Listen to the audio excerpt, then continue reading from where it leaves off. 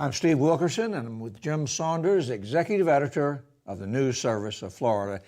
Jim, there's a substantial push on to pass a constitutional amendment legalizing the medicinal use of marijuana.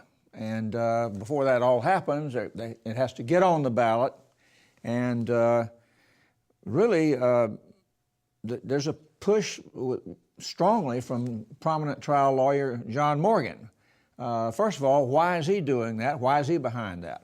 Well, John Morgan says that he became interested in this issue. His father had esophageal cancer and used marijuana at the time because he had such terrible nausea, and it basically, helped him be more comfortable.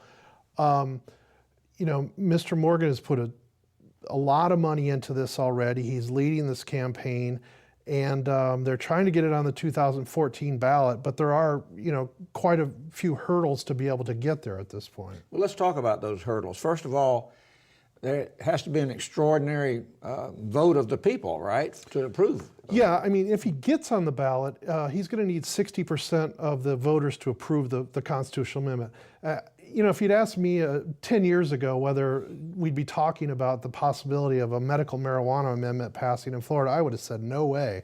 But, it appears that there is, growing public support for this issue. It's been approved in other states, so it's not novel to Florida, but it is, on the move. There are some other serious hurdles he has to get through. One of the biggest one is they need to collect 683,000 signatures of voters by February to be able to get on the 2014 ballot. That is a lot. And they have reportedly somewhere in the neighborhood of 200,000 right now, but 3 months to collect that many signatures is very difficult.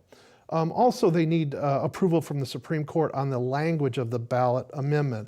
It's an issue of whether the language is clear, whether it accurately reflects what the constitutional amendment would do. And they have a problem with that right now coming from the Attorney General, who has filed a legal action saying that the ballot initiative is not clear, right? Yeah, Pam Bondi, the Attorney General, I don't know that she'd signaled this before, but she filed something this week that basically objects to the proposed constitutional amendment.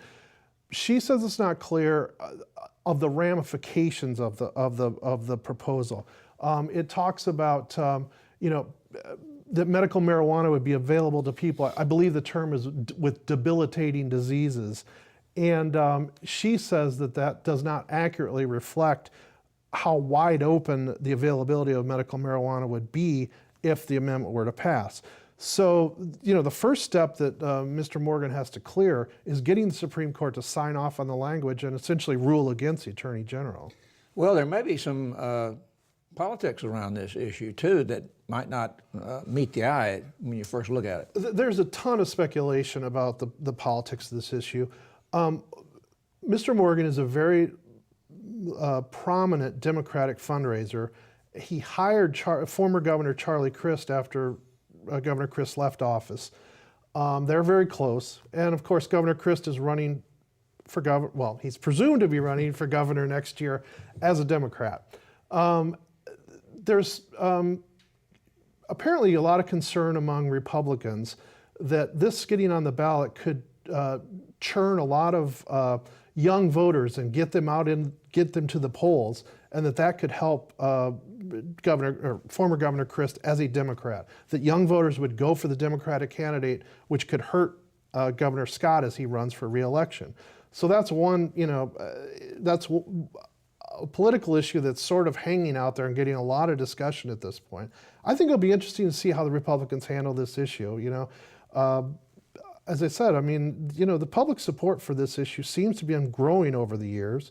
You got a baby boomer generation that's getting older, probably having a lot of health issues, and let's face it, a lot of them came of age in the 60s and 70s, and we know what happened. They probably have firsthand experience, let's put it that way. Yeah. So.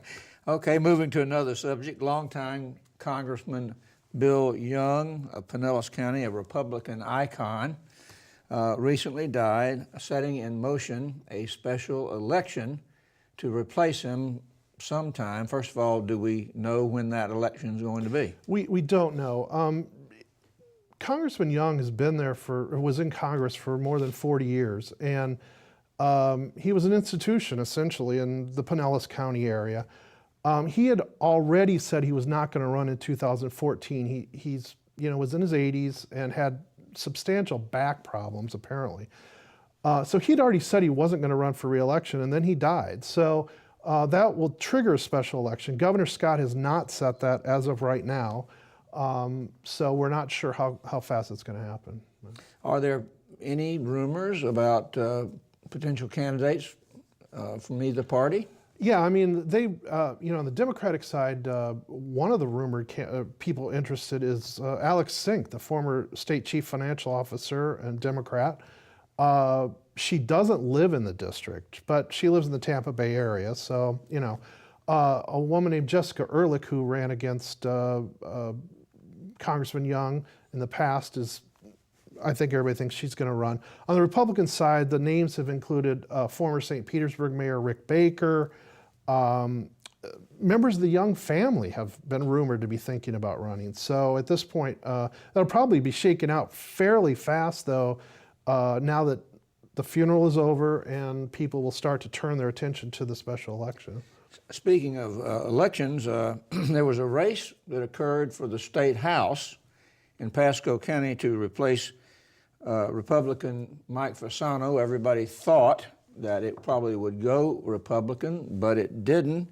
It went to a Democrat, Amanda Murphy, and that turned a lot of heads because she beat Republican Bill Gunner, who was backed by the entire leadership team in the state house, who Republicans. Talk about that a little bit. Well, it's a little bit hard to know for sure the basic reasons why this all occurred. One of the things is that Fasano, while he's a Republican, he wound up supporting Amanda Murphy towards the end of the race.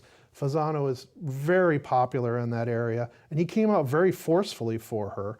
And I think early on in the race that she was, she wasn't raising a whole lot of money. She wasn't well known.